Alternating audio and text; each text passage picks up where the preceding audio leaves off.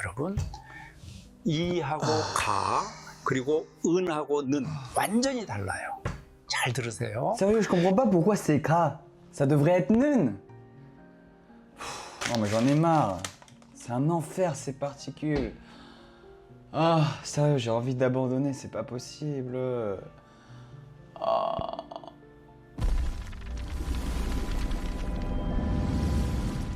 Stop, je suis là pour t'aider. Après avoir regardé cette vidéo en entier, les particules I, Ka et Nun ne seront plus un secret pour toi. Et on va même faire des exercices à la fin de la vidéo pour être sûr que tu aies tout compris.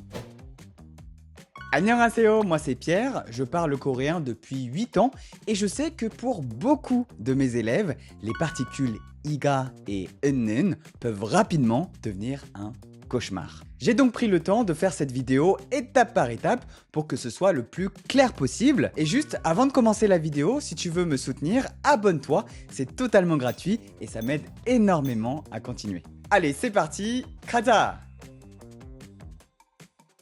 Bon, du coup, c'est quoi les particules nun, i, ka? Déjà, ces 4 particules vont être séparées en 2 groupes.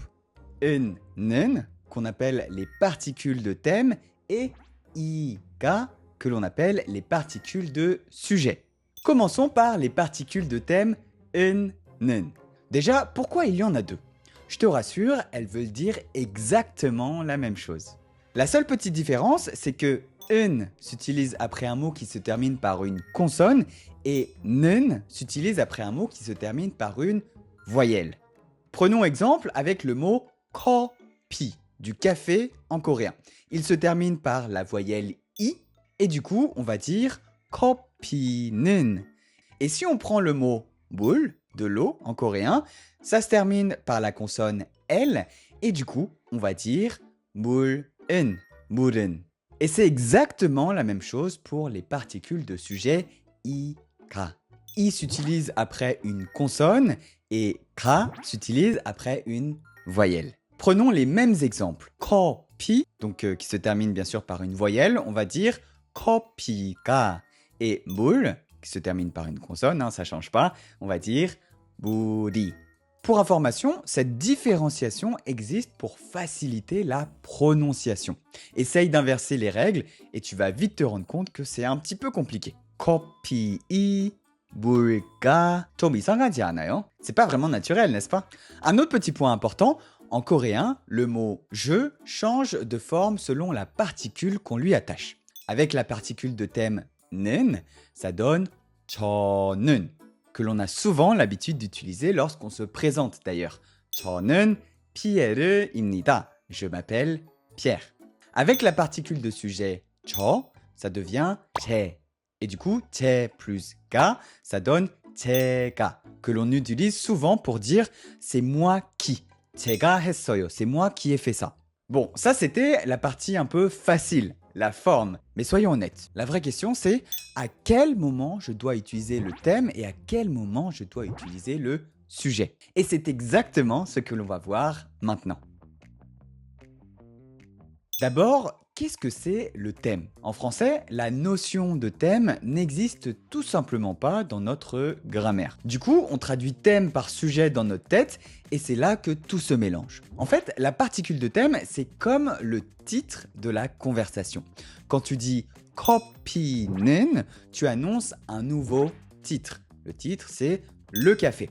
Tout ce que tu vas dire ensuite parlera du café, jusqu'à ce que ça change de titre. Donc la particule de thème, elle sert vraiment à pouvoir introduire un nouveau thème.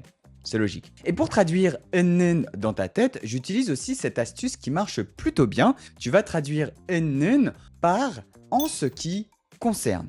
커피는 en ce qui concerne le café. 저는 en ce qui me concerne. 오늘은 en ce qui concerne aujourd'hui. Je te garantis qu'avec cette petite traduction, ça va débloquer 80% des situations. Et qu'en est-il de la particule de sujet ika? Eh bien, elle est beaucoup plus simple puisqu'elle pointe du doigt qui fait l'action. Ou bien quoi est dans tel état. 고양이가 자요. Le chat dort. Qui fait l'action? Eh bien, c'est le chat. 날씨가 좋아요. Il fait beau. Le temps, c'est le quoi et il est dans tel ou tel état.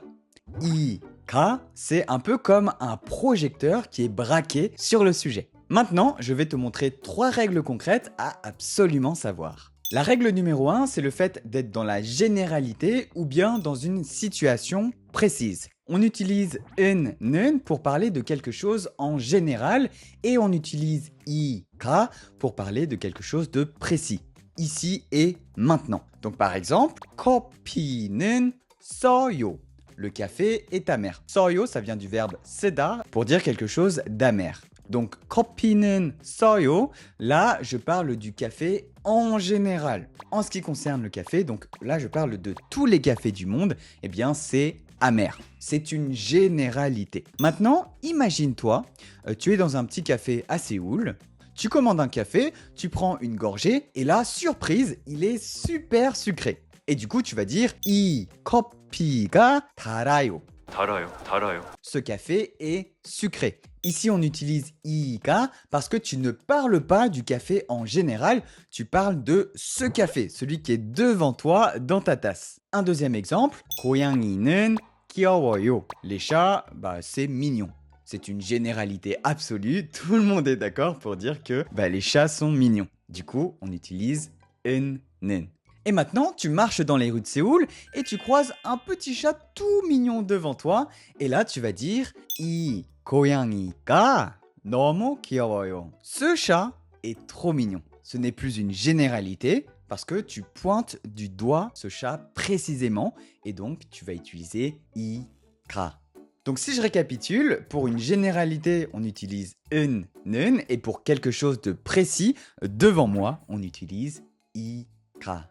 La deuxième manière de différencier 이가 et 는, c'est que 는, la particule de thème, se concentre sur le comportement, alors que le sujet se concentre sur le sujet. Bon, c'est assez logique. Ou pour être un petit peu plus précis, sur le qui. Pour mieux comprendre, voici un exemple. Imagine que tu vois un enfant jouer devant toi. Si quelqu'un demande « Qu'est-ce que fait l'enfant ?» on va répondre « 아이는 놀고 있어요 ».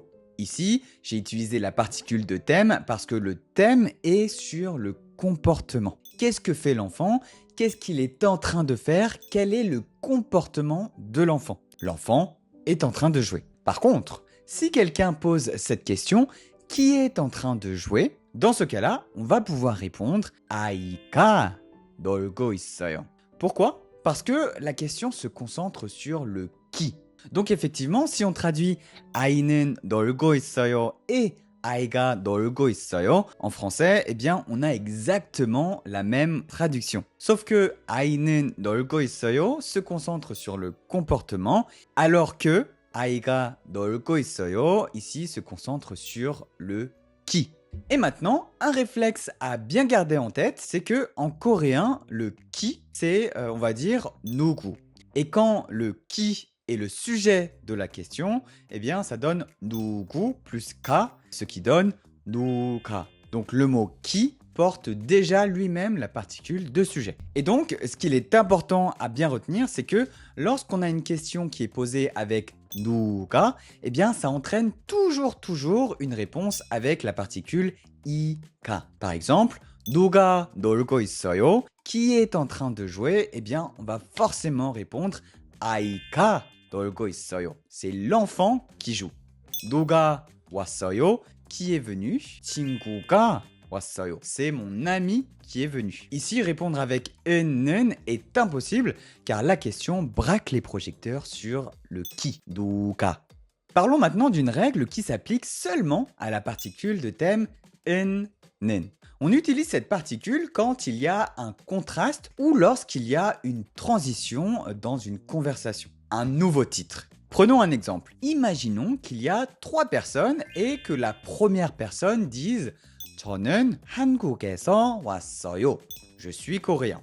La deuxième personne, pareil, elle va dire 저도 한국에서 왔어요. Moi aussi, je suis coréen. En revanche, la troisième personne va dire 저는 프랑스에서 왔어요. Je suis français. Ici, on a utilisé la particule de thème pour marquer un contraste. On pourrait d'ailleurs traduire la phrase par « En ce qui me concerne, eh bien moi, je suis français » pour effectivement faire le contraste avec les deux personnes coréennes. Un autre exemple pour marquer un contraste, mais aussi pour insinuer quelque chose sans le dire, eh bien, si on te demande, par exemple, 운동 좋아해요? Est-ce que tu aimes le sport? Toi, en vérité, si tu réfléchis bien, t'aimes pas trop le sport, mais par contre, la natation, tu apprécies plutôt bien.